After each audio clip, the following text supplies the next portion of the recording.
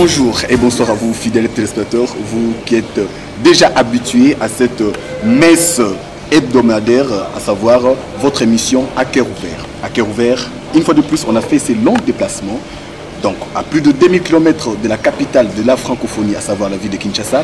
Ici, nous sommes dans la province du Katanga, plus précisément dans la ville de Lubumbashi, où cette fois-ci, j'ai l'honneur de présenter cette émission avec le célèbre, mon confrère que j'aime bien appeler Kabengele Waba Jacques.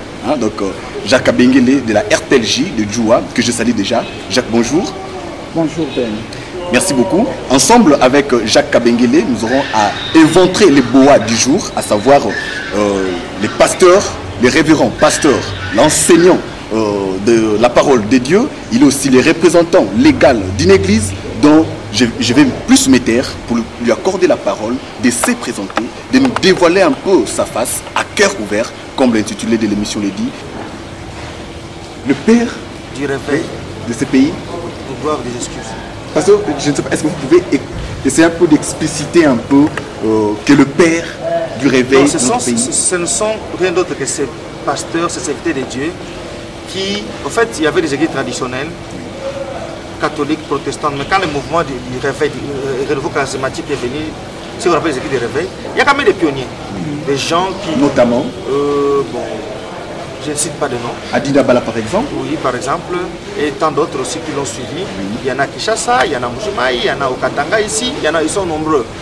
Mais ces pères-là, quelque part, nous doivent des excuses.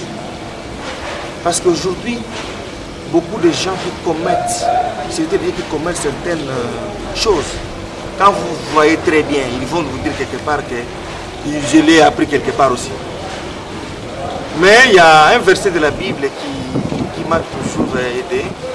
Je pense que c'est 1 Pierre chapitre 1 verset 18 qui dit que ce n'est pas par de l'or périssable ou de l'argent que nous avons été délivrés des vaines manières de vivre héritées de nos pères, mais c'est par le sang précieux de Jésus. Donc quelque part, les vaines manières de vivre, nous ne l'avons pas hérité seulement de nos pères biologiques. Nos pères spirituels aussi, quelque part, nous leur devons beaucoup de choses, beaucoup de respect. Ils nous ont aussi, en fait, nous avons aussi vu en eux certaines vaines manières de vivre pour lesquelles il n'y a que le sang de Jésus qui peut nous en délivrer.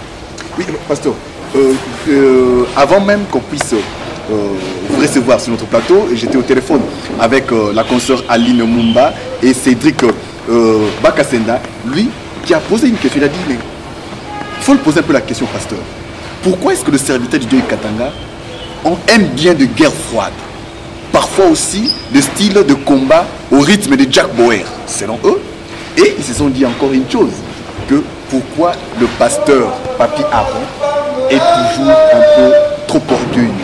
Il n'aime presque pas répondre présent aux invitations que leurs collègues vous renvoient, même si ce sont des doyens pour vous, que comme nous on les appelle dans la presse, le doyen.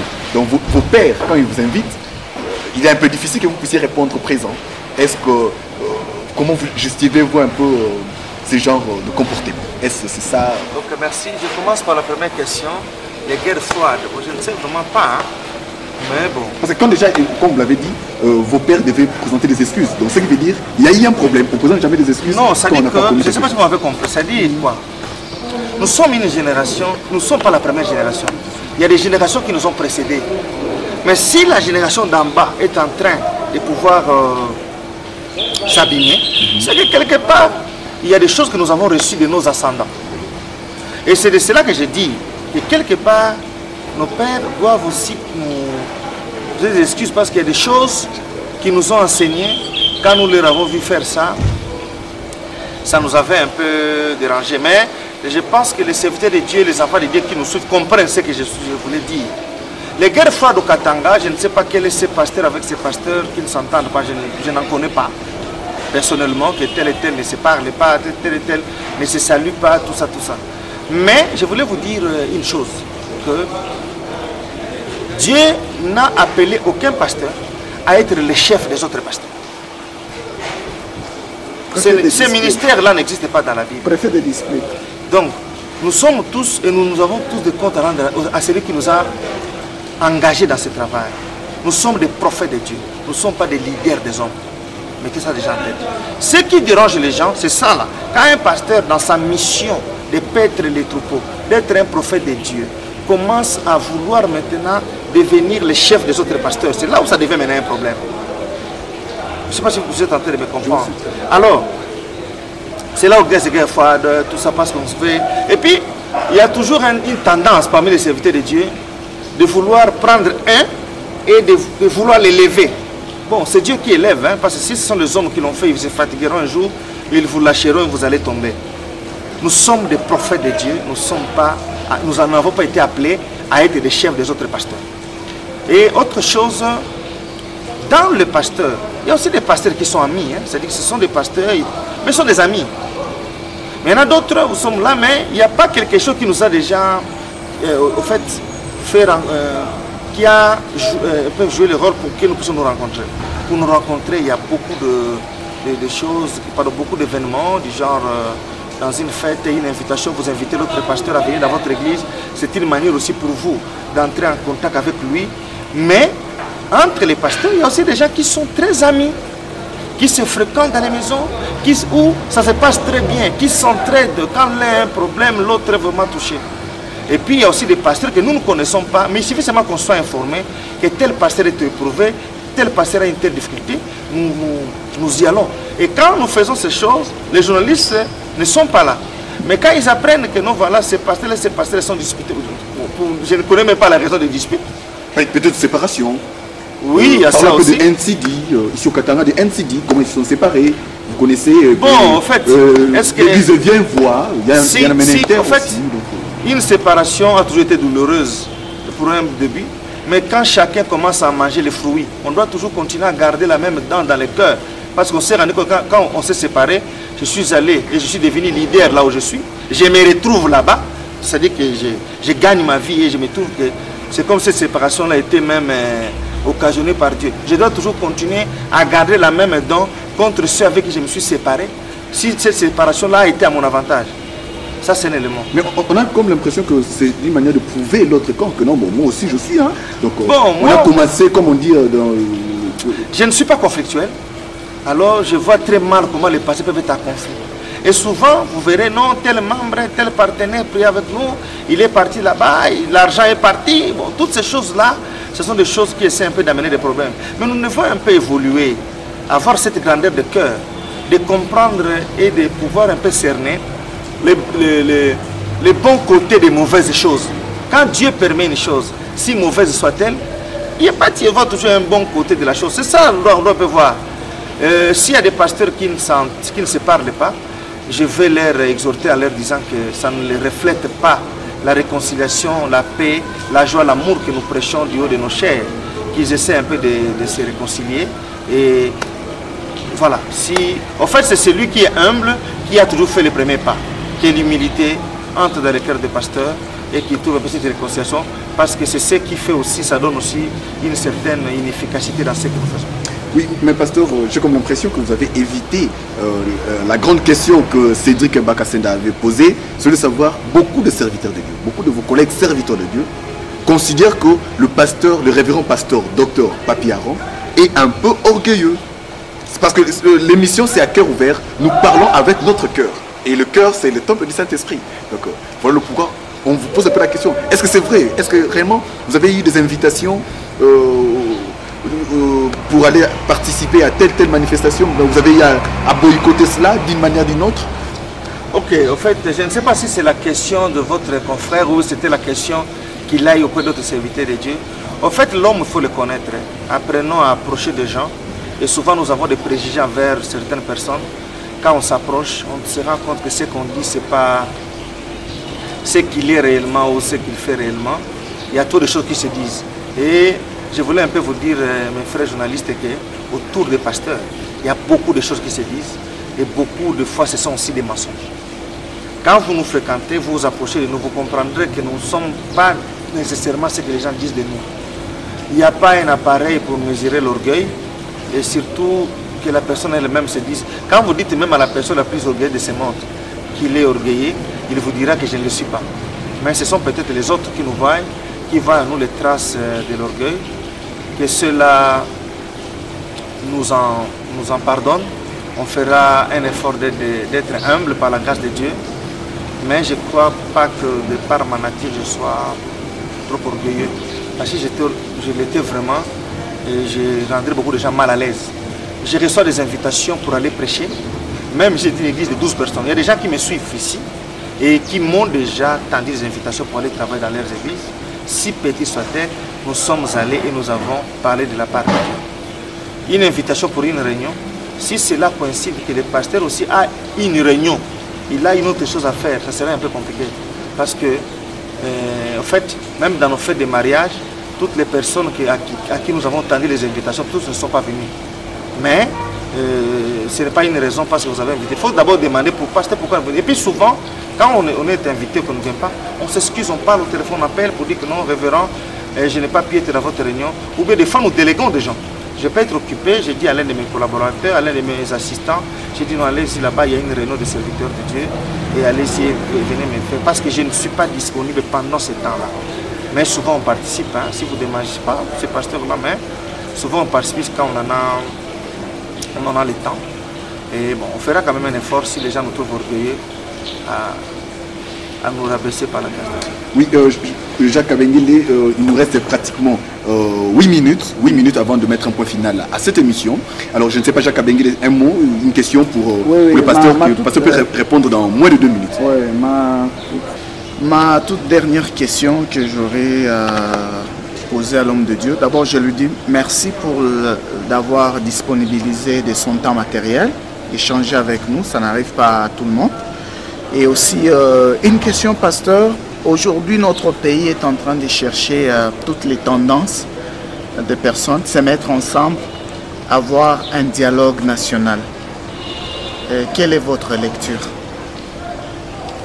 Oui, je pense que ceux qui ont eu cette idée-là doivent avoir compris qu'il y a un ça ne va pas dans le pays et que les cœurs des Congolais ne sont pas quelque part ensemble. Notre hymne national dit « Debout Congolais, unis par le sort, unis par le sang ». Nous sommes unis par le sang ainsi que par le sort. Donc si quelque part les gens qui ont l'initiative de convoquer ce dialogue, c'est qu'ils ont trouvé quelque part que les Congolais n'étaient pas des cœurs dans ce que fait le gouvernement. C'est une très bonne démarche et que ça soit quand même un dialogue très sincère. Les gens parleront et que les gens qui nous gouvernent aussi, qu'ils aient cette humilité d'écouter et de voir comment ils peuvent s'amender pour le bonheur de notre pays. Nous n'avons pas deux pays, nous n'avons que celui-ci.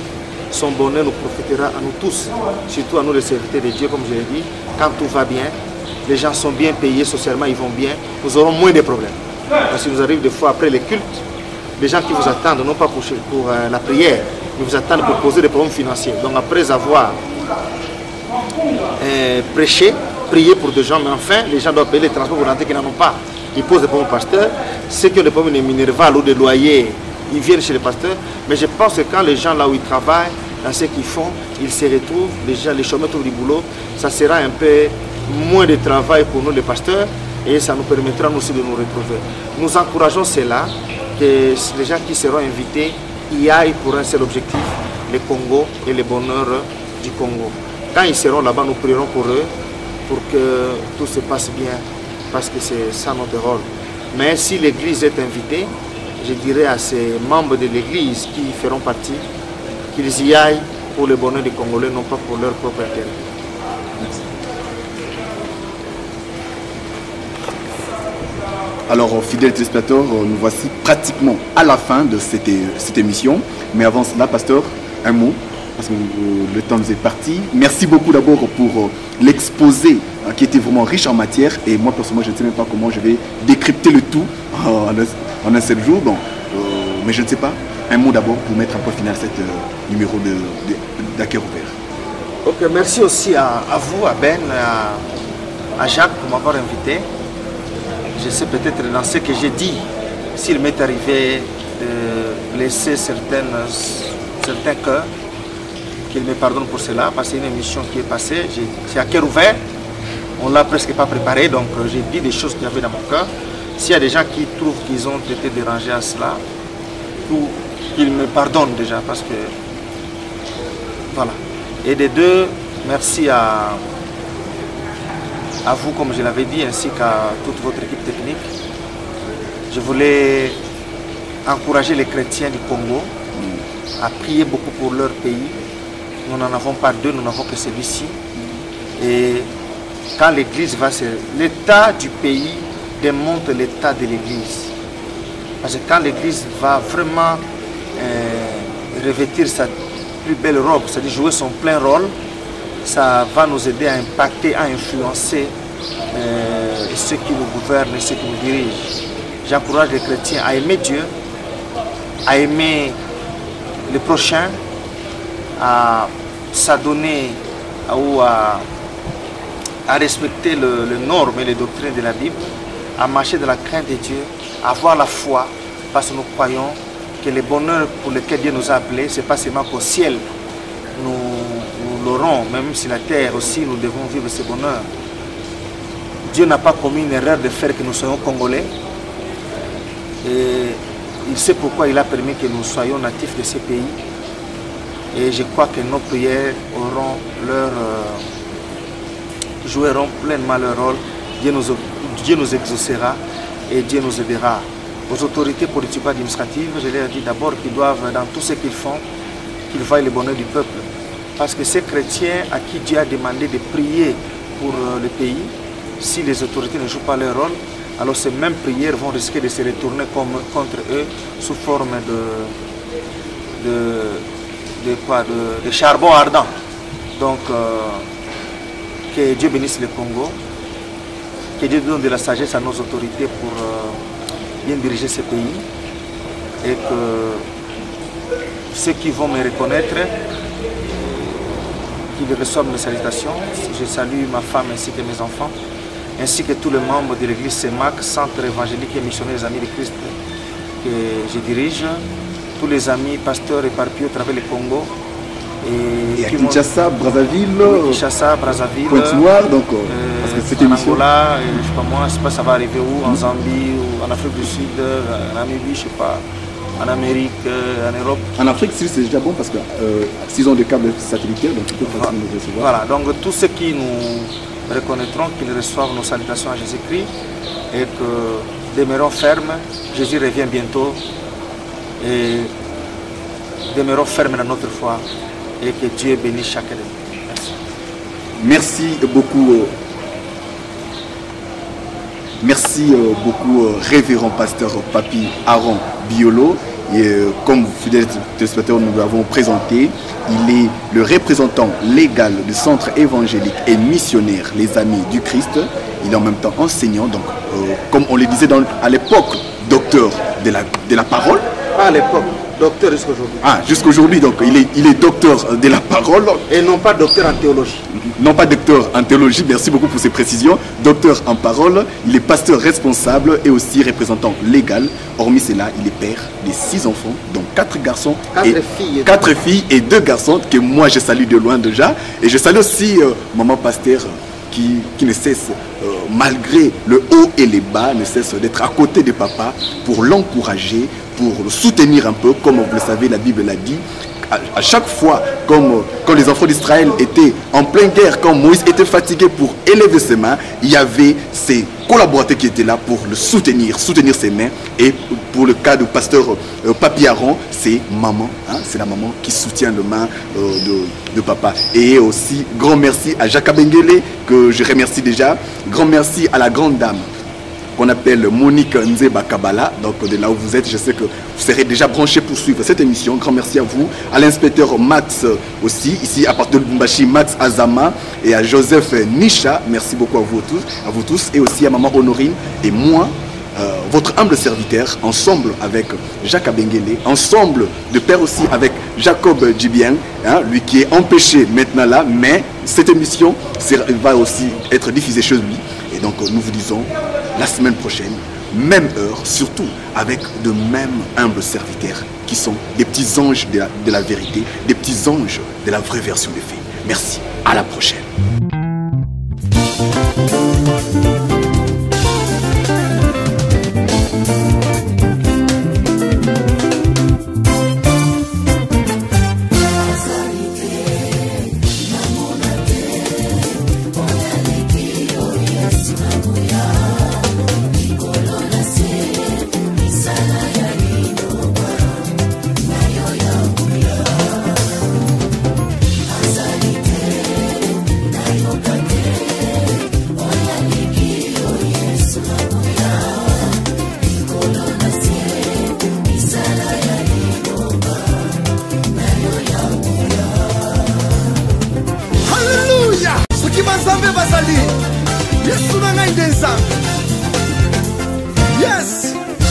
nani akotuta tembe na oyo ozali osala misala emonana na miso ya bato na Ejipito kino lelo bayebi misala ya loboko no ya mona Farao mikanisaki elombe esuka liboso ya Israela wana etalisi ozanzambe mosusu te